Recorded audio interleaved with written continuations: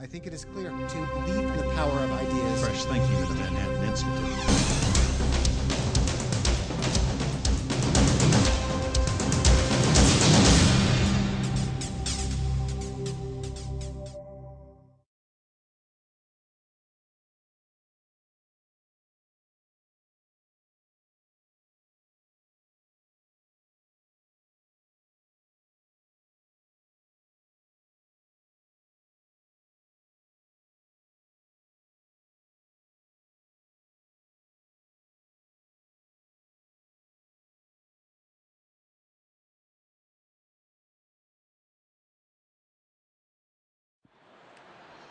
Ladies and gentlemen, please welcome Manhattan Institute Chairman Paul Singer.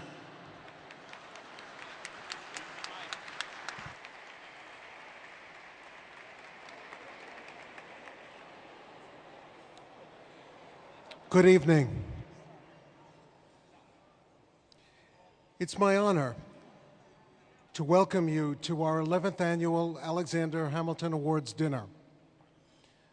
I'm pleased and grateful that this year's dinner has raised $1.6 million for the Manhattan Institute's important work.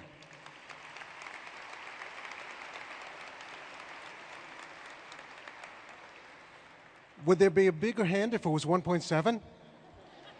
Let's try that next year. Special thanks to our patron-level supporters, the Vice Chairman of the Manhattan Institute, Dr. Michael Fedak and his wife Marilyn,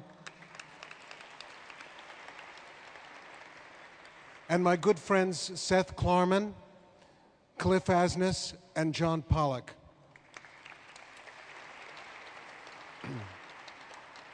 And thank you to everyone for coming tonight to support this year's two distinguished nominees, Joel Klein and Mort Zuckerman. Joel, Executive Vice President for News Corporation, and from 2002 through 2010, the Chancellor of the New York City Schools, has been a great champion for school reform and educational excellence. Mort is the Chairman and CEO of Boston Properties and the Chairman and Publisher of the New York Daily News. Mort's skeptical and keen analytical insights and view of Washington's economic projections have made his voice indispensable in the national conversation. These awards were created to help celebrate New York and honor those individuals who helped to foster the revitalization of our nation's cities.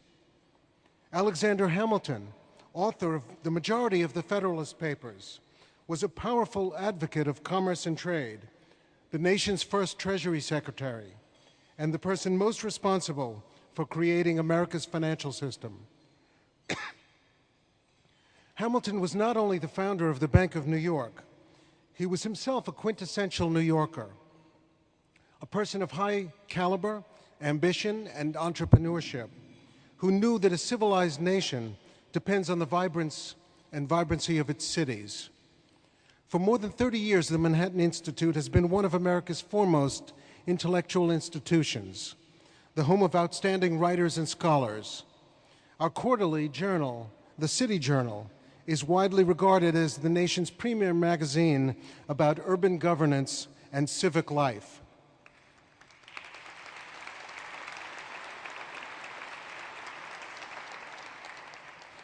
For decades, our scholars have labored in the policy vineyards, doing the hard, careful work that's essential in developing policies in policing and counterterrorism, welfare and race, healthcare and tort reform, education, as well as energy.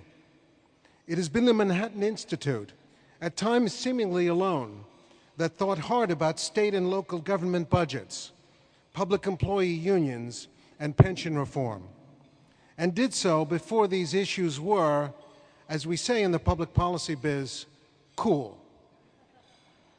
And so when the federal and state budget crises became undeniable and huge, the Manhattan Institute was ready to explain what happened and why, and to bring good ideas to bear to make things better. MI specializes in ideas. A great example of both the analytical sharpness of MI's scholars as well as MI's quick and deep responsiveness, was the recent debate on bankruptcy for states. Some analysts thought that the introduction of a new authority for states to seek federal bankruptcy court protection would be a good tool to help bring down excessive compensation and benefits of state and local workers. However, E.J. McMahon and Nicole Gelinas weighed in quickly with powerful, comprehensive, and subtle arguments against this new direction.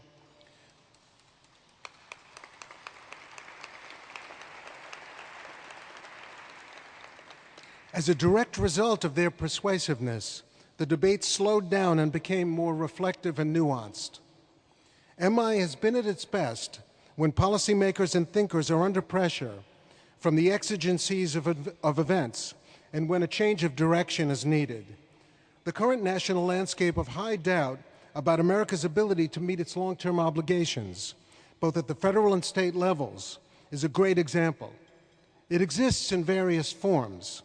Governor Christie reaching out to MI to help think through ways to balance his budget and stand against the entrenched educational bureaucracy.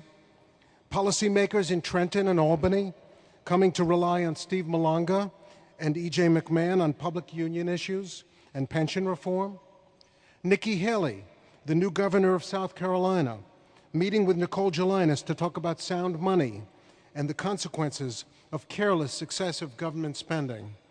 Cory Booker, mayor of Newark, asking for MI's help in shaping a prison mentoring program. And the exciting partnership between MI and E21, a new think tank in Washington, which together hosted Congressman Paul Ryan for his first address after being sworn in. Thank you, yes.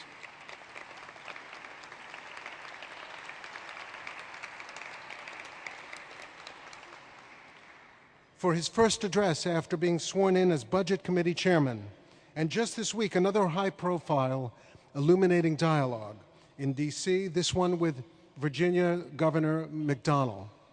I could give you example after example of the Manhattan Institute's reach and influence, but I will close by simply saying that I'm extremely proud to be chairman of the Manhattan Institute. As important as its work has been in the past, its work is more necessary now than ever. This is a moment in our history as a nation and as a city for which the Manhattan Institute was created, and there is simply no institution in America quite like it. Please enjoy your dinner. Ladies and gentlemen, please welcome Dr. John Sexton.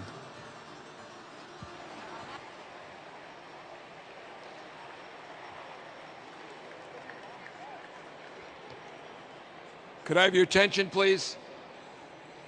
Could I have your attention, please? Thank you very, very much.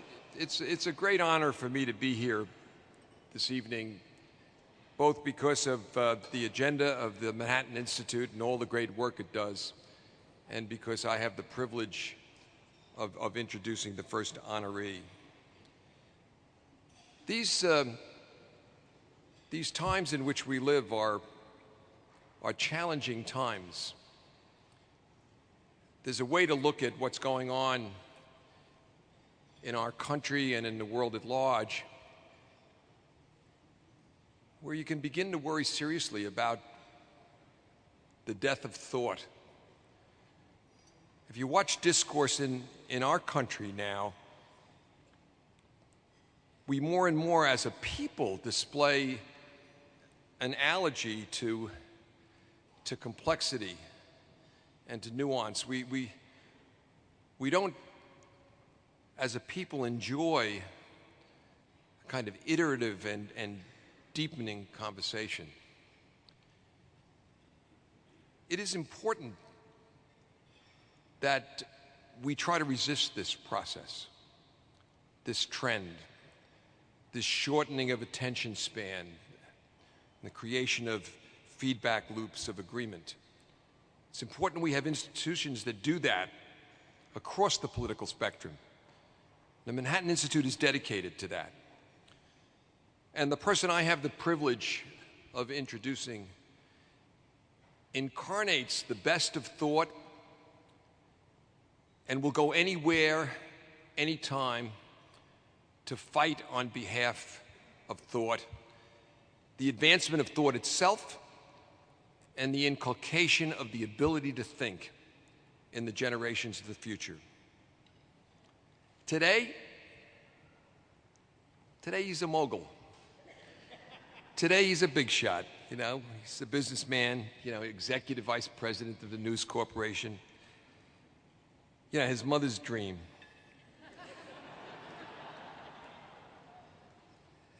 We know his public persona as a public servant, the chancellor, 1,600 schools, 1.1 million young people counting on him, a huge $22 billion budget to be used to inculcate in the young the joy of learning and the capacity to learn.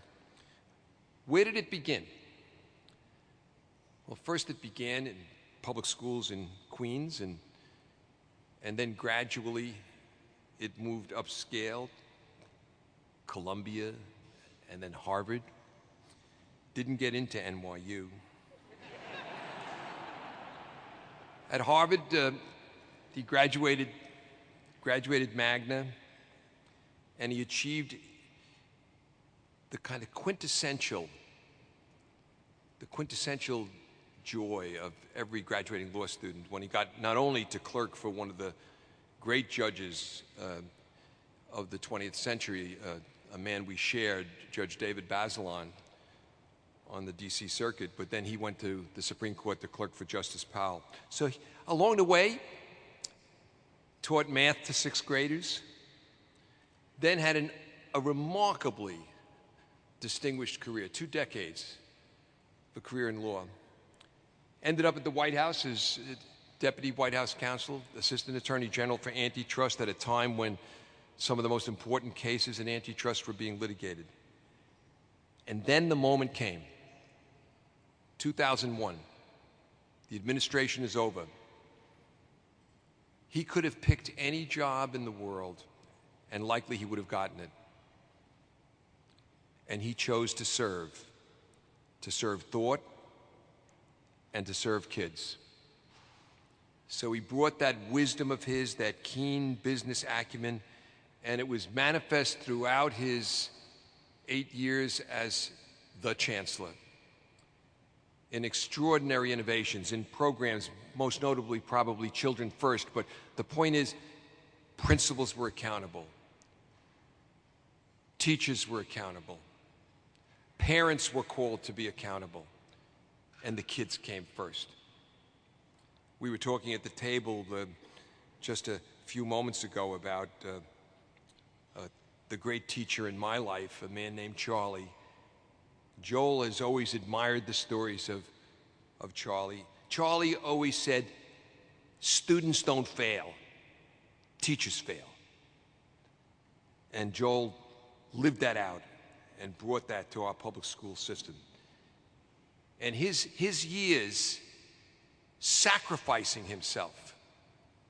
I mean, this model, you know, leading by example, sacrificing himself to lift our public school system as much as it could be lifted, are an exemplar for all of us. Now, the system he took on is not a simple one. The New York City public school system is the only system in the world that can say, in this system, every country in the world is represented by a child born in that country. And he took that world in miniature and he made it better with his staunch commitment. So he really became the chancellor. The schools today are better, they're safer, they're higher quality than they were when he arrived. That's the public record. But before I close, let me just say a word about the private record. I arrived in the chambers of Judge David Bazelon in 1979. David Bazelon was the chief judge of the second most important court in the country. his chambers was an almost automatic Supreme Court clerkship. He got the best of the best from around the country. And in that chambers, the woman that ran it was named Dorothy. And the first day the three of us arrived, Dorothy sat us down and she said to us 2 words: Joel Klein. Joel Klein. That's the standard. In the Bazelon chambers, this young lawyer who had been there 5 years earlier, he was the standard. We were told to be like him. I've been lucky to be Joel's friend now, going back to those years. I have to say that over those 30 years, that standard's been there for me in every way. Not just as an intellect, not just because of his dedication to thought, but because he is a remarkable human being with values, who cherishes friends and friendships, who cherishes his love for the magnificent Nicole. He is a role model to me. He is one of my heroes. He's one of the great people that I know and have been privileged to know in my life. Ladies and gentlemen, I'm very, very proud to give you my friend, a great man, your honoree, Joel Klein.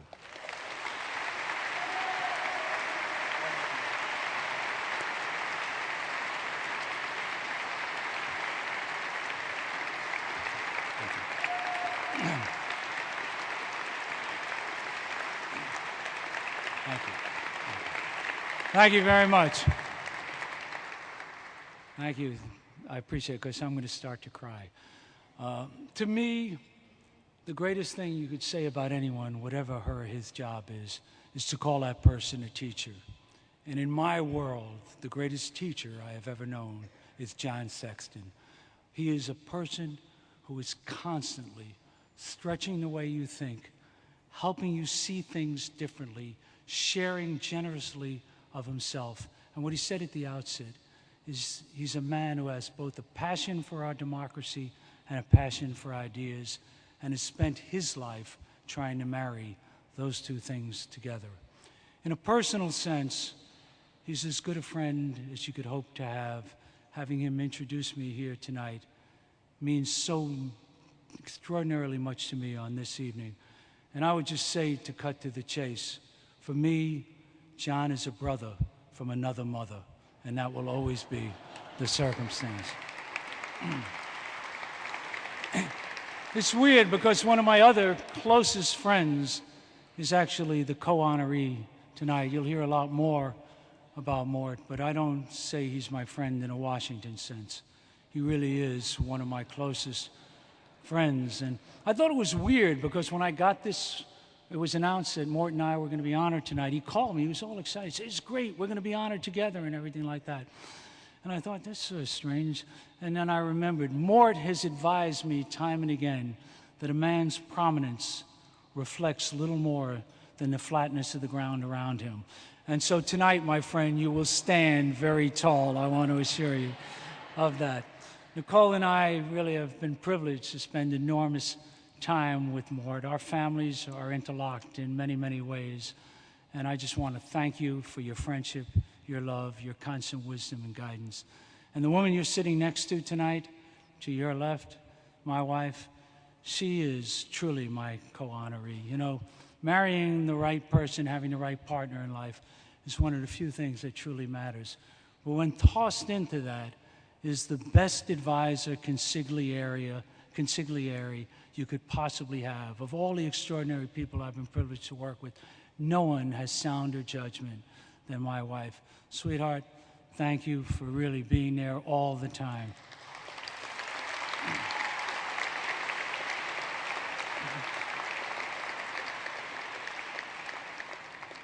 Let me just say a word about the Manhattan Institute. Paul Singer set it out brilliantly at the outset, the impact you're having. You know, but John kind of encapsulated it, because it is the marriage of thought and action in a democracy that really matters. And no one doubts the value of the thinking that goes on at the Manhattan Institute. But I'm here to tell you the impact that that institute has on the processes of government is extraordinary. Those of us who've been privileged to work in the city of New York or in the state of New York know there's no one who rivals in impact in terms of policy, in terms of activity. Nobody rivals what the Manhattan Institute does. Paul called off several names. I don't want to repeat them and embarrass anybody. But this is an extraordinary group of people who are actually contributing enormously to rational policy. Sometimes not as much as they wish they were contributing, but a whole lot more than many people who are writing important things. And I think that's a tribute to the way the Institute is organized, to the support it has from the board, and to the real respect that those of us in government have for the fact that they have major contributions to make. And whether you'll agree on a particular issue or not, they are a significant force, and I'm so proud of all of you tonight for having supported them. Now, I was asked in a few minutes to say, what did I learn as chancellor in the past 8.5 years? And I guess I would say the following. I learned that we're in an awfully, awfully deep hole in America when it comes to education. And for some reason, we continue to think that the only solution is to keep digging. And it's weird because John mentioned in a prior life I was the Assistant Attorney General for Antitrust. And I sued Microsoft in those days, which may explain why I ended up as schools chancellor, but putting that to one side. About 3 weeks ago, Bill Gates said something I deeply believe, and even though we were on opposite sides of the issue, the single most important issue this country faces, for all the other challenges when it comes to the deficit, unemployment, energy policy, foreign policy right now, the wars and so forth, the single most important issue this country faces is whether we're going to fix our educational system. The magic ingredient in America's sauce, the reason I am here today, the son of a postman who grew up in public housing, is because we believe in the American dream and we believe there's a single pathway to that dream. It's called education.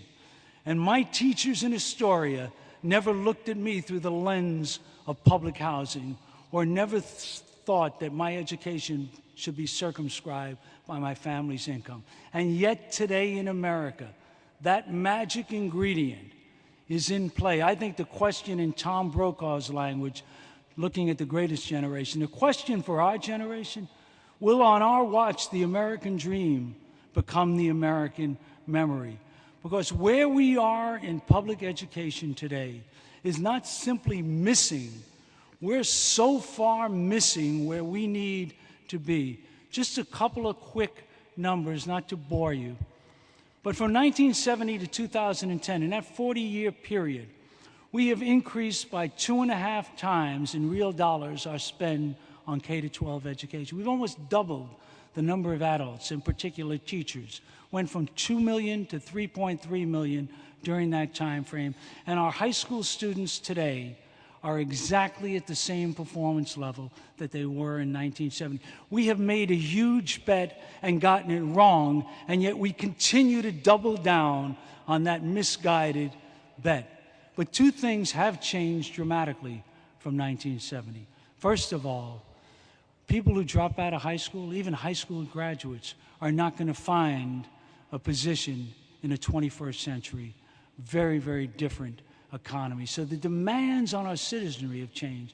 And similarly, the global economy, in which our kids are falling way behind other countries, are going to increase those demands. And yet, day in and day out, we talk about small bore changes, things that will make things a little better, tinkering on the edges. Indeed, there are people who praise collaboration and cooperation as a solution to the difficult problems. But the trouble is, collaboration is the elixir of the people who benefit from the status quo. And if we are not ready, thank you.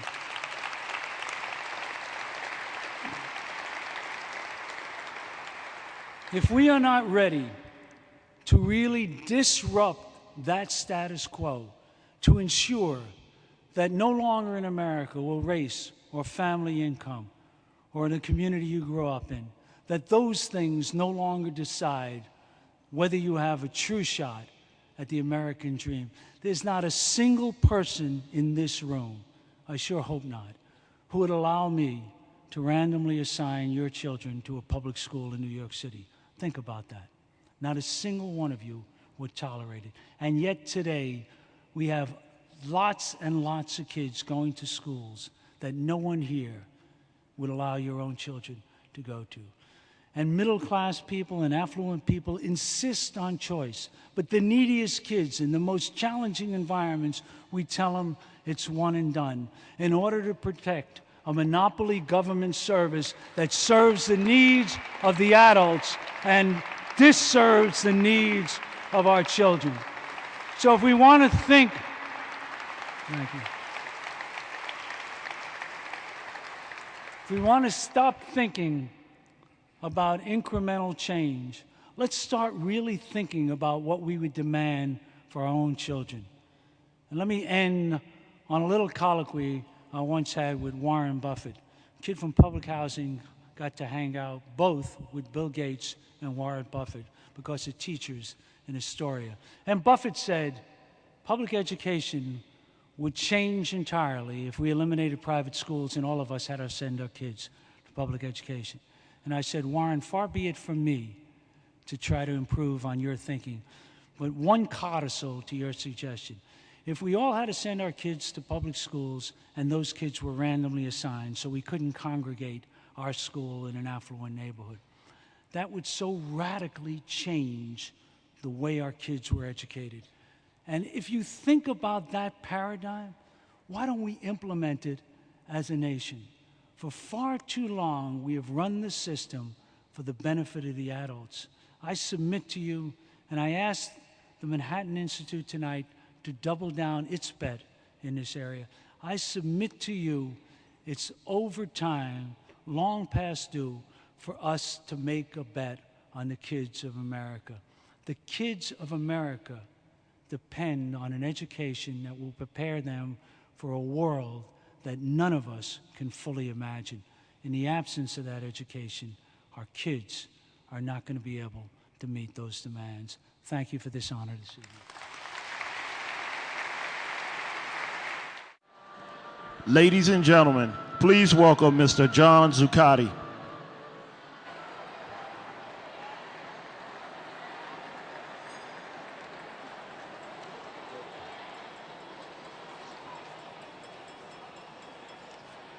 Ladies and gentlemen,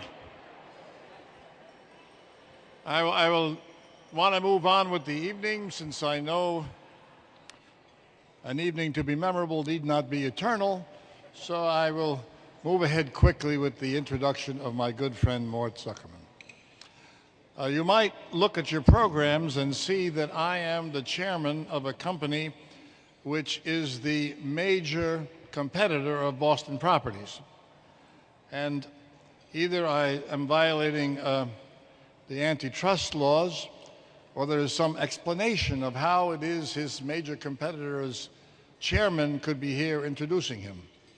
And the simple explanation is that I have known him for 32 years, and that in another time, in another place called New York City, I was once an attorney, and I was the lawyer for Boston Properties. And so out of that relationship came a friendship that's lasted all these many years, a very warm, endearing friendship, and one that I treasure and value, and I'm very happy to be here to introduce my friend tonight. You might know Mort Zuckerman as the co-founder with his now deceased great partner, Ed Lindy, of one of the major, if not excluding my own company, of course, commercial real estate company in the United States.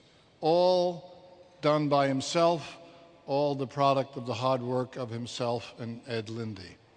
But beyond that, the scope of Mort Zuckerman includes tremendous breadth, because it is a scope that involves the publishing business.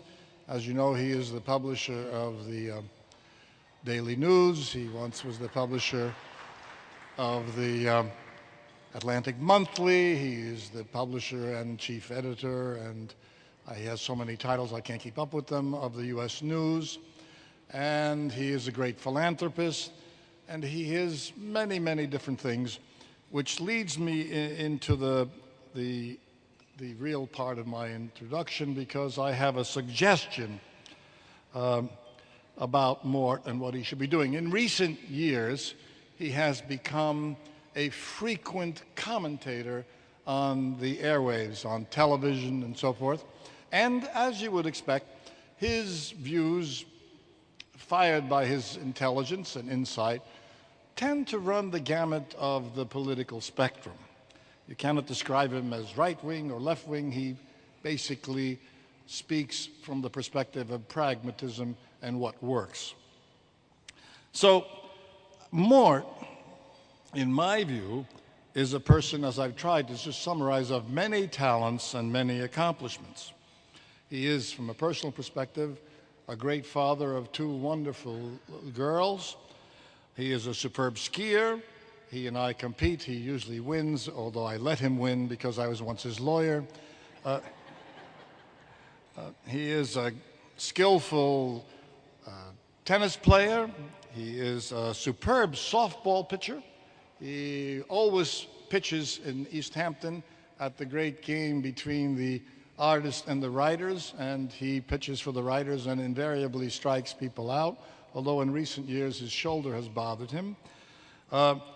He is a luminous television personality, a quotable pundit, a persuasive editorialist. He is a sterling writer. He is an accomplished business person, as I've said, and he is, to use a trite phrase, a real estate tycoon, and he is a very generous philanthropist, and he is a man with a passion about Israel, in which he has given of himself the time and effort to try and fashion a solution and assist in the process of bringing peace to Israel. So he is all these things. And that, my friends, is really the short list.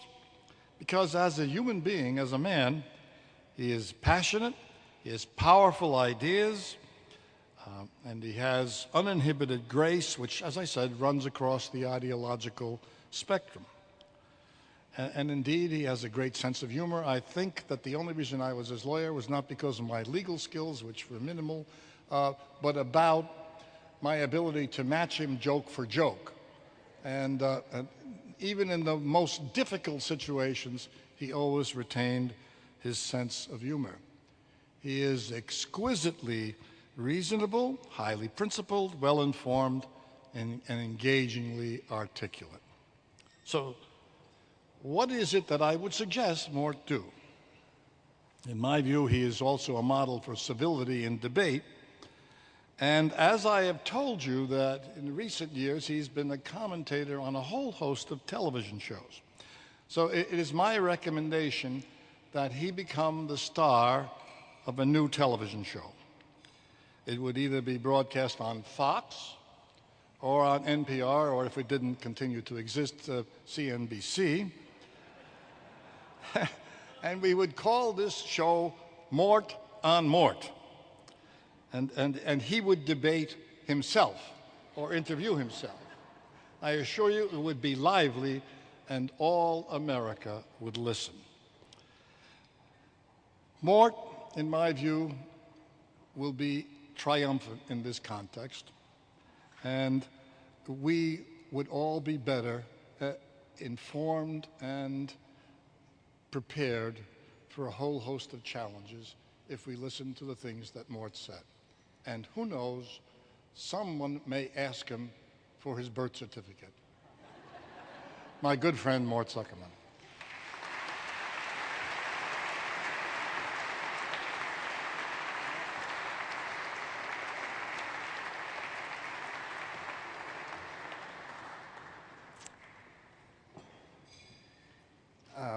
Thank you all very much. I want to thank the Manhattan Institute for this extraordinary honor.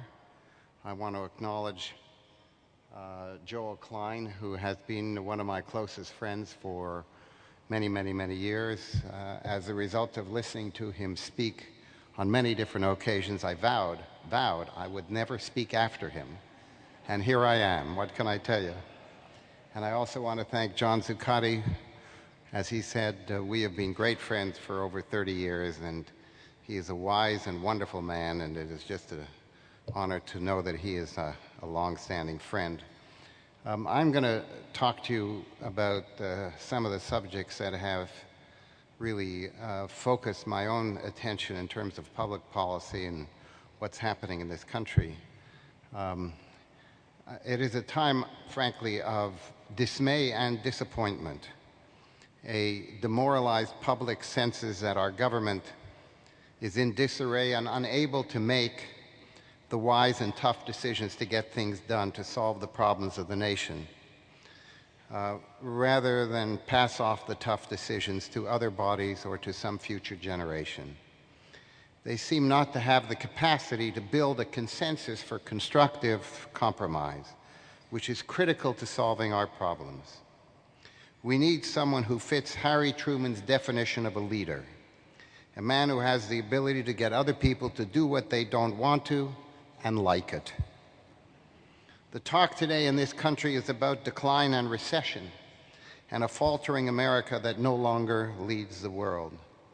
No longer do we have the air of what Mark Twain once described as the serene confidence of a poker player with 4 aces. We worry that our children will not enjoy the opportunities we so long took for granted.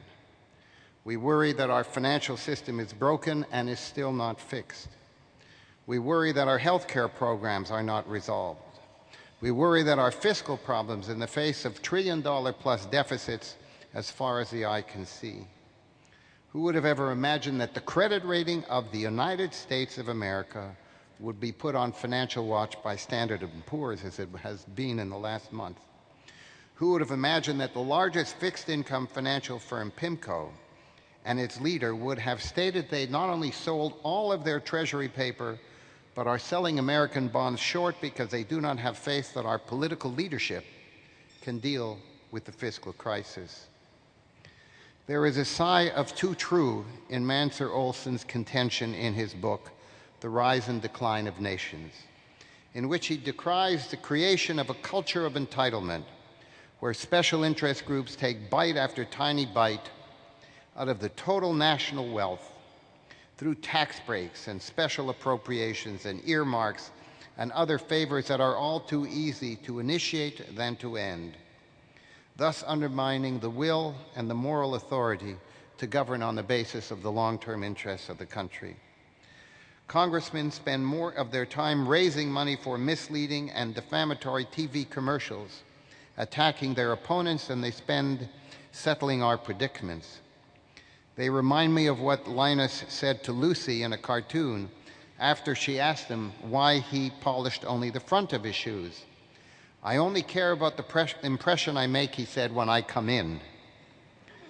The president started his presidential campaign with a major national fundraising effort that began in California and announced that he is going to raise an astonishing amount of $1 billion for the next campaign. You think of what that means about our political system. Never mind what it meant since he was at a fundraiser tonight, a half a block from my home, and it took me about an hour to get out of the area. The most devastating illustration of this disconnect is reflected in the instinctive conclusion among the American people that the debts we have accumulated are of critical importance, and shuffle the numbers as they may, the level of debt is unsustainable. Millions of voters have discovered that for themselves what they have learned, namely that they have a mortgage that exceeds the value of the home and a credit card line than they cannot repay. They know that bills travel through the mail at twice the speed of checks. They have truly learned the lesson that debt catches up to you, and understand that we're going to have to find a way to live within our means. And that means that the budget can no longer be a perpetual motion machine for new spending or new programs, for new needs on top of those we already can't afford. The people understand. The deficits in government spending has jumped from 10th place to one that is second only to job creation in terms of the concerns of the people. There are two warning signs of a budget crisis: rising debt and the loss of confidence that the government will deal with it. This administration is fulfilling both conditions. The public is aware of the crisis, and they recognize in overwhelming poll numbers that the country is headed in the wrong direction. They understand that politicians in diapers have one thing in common: they both should be changed regularly and for the same reason.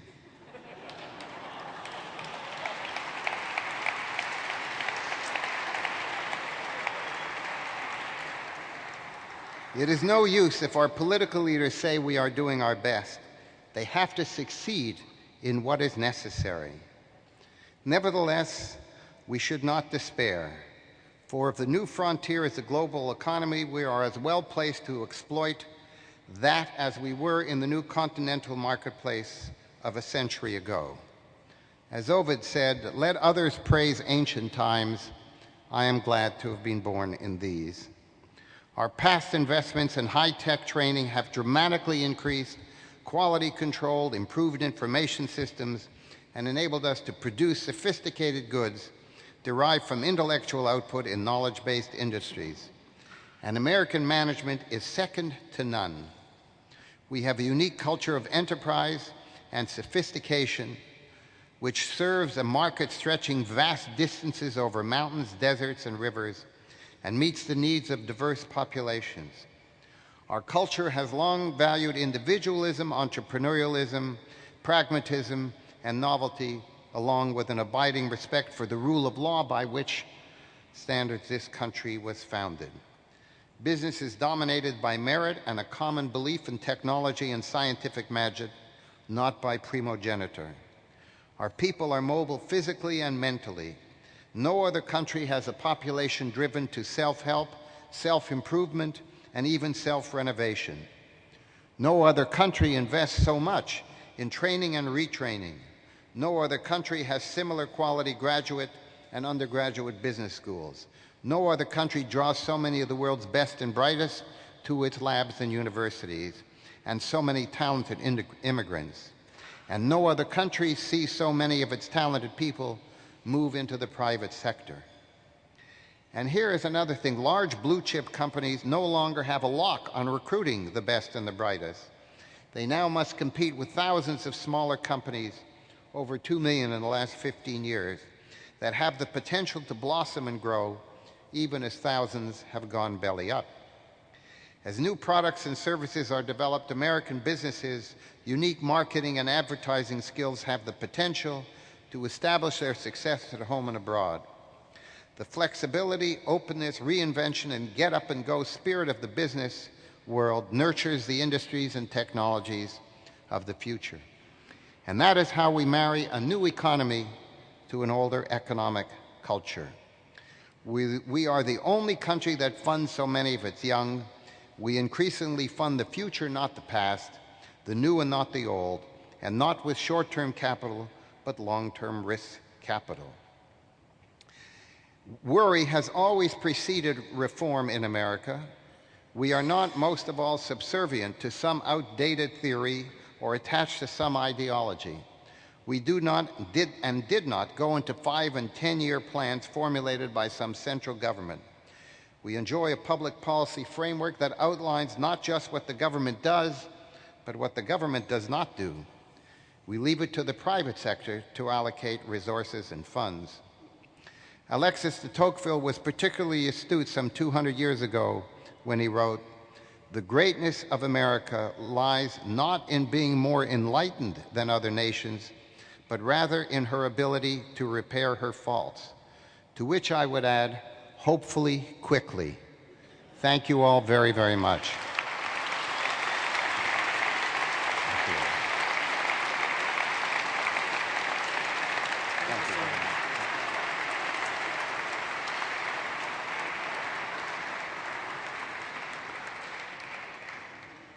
I want to thank Mort and Joel. We really are privileged to honor these two men because they really fit the mold of what we're trying to do. They're two men who have the courage to tell the truth and to fight for the change they believe in. And it's really remarkable, and we're glad to have them in this city and continuing this conversation. I'm Larry Mohn, president of the Institute, and I just wanted to close the proceedings by thanking everyone who made tonight's dinner such a success. That includes our chairman, Paul Singer, who's owed a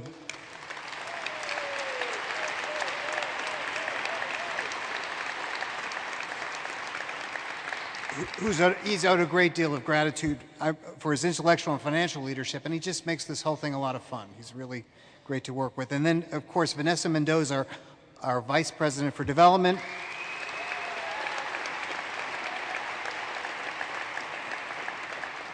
And her colleague, Jocelyn Keeley, who did a wonderful job organizing tonight's event. And then finally, just to thank all of you who supported tonight's dinner. Your generosity will allow us to continue producing ideas that can improve life in New York and across the nation. And as you may know, President Obama is here in town tonight, so the NYPD has informed us that 42nd Street is closed for the next hour.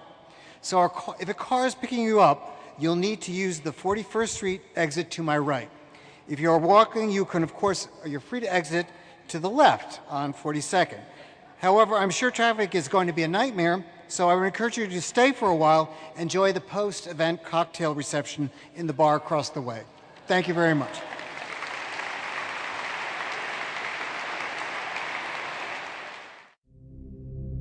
I think it is clear how fortunate we are to believe in the power of ideas. Supply the common sense and the fresh thinking of the Manhattan Institute.